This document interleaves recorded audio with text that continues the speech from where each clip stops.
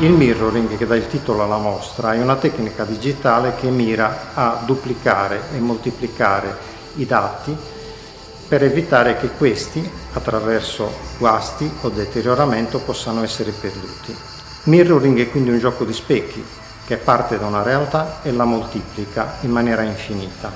La natura presente in mostra è comunque una natura musealizzata, una natura che rappresenta una sorta di artificio che in qualche modo è distante dal mondo naturale, perché contemporaneamente appare reale, perché tutto ciò che mostra nasce da elementi naturali che vengono da un luogo preciso, e allo stesso tempo è una natura artificiale.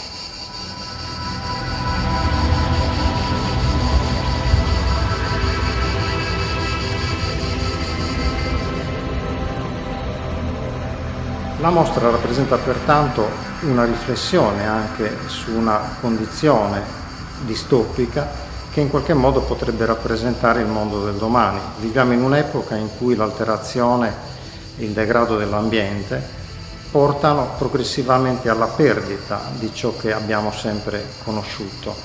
Gli spettatori possono, attraverso un buco della serratura, vedere il luogo originario della mostra, il terreno cioè da cui viene ad essere trasposto tutto ciò che appare nell'installazione.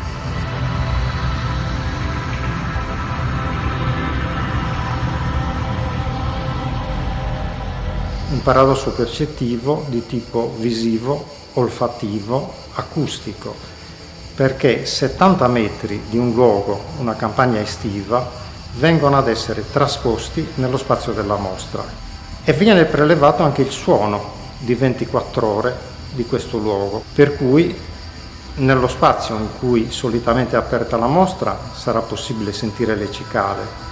Se la mostra fosse aperta la notte sarebbe possibile sentire il suono dei grilli. Diventa in questo modo un gioco di specchi in cui realtà, illusione, artificio si confondono in maniera inestricabile.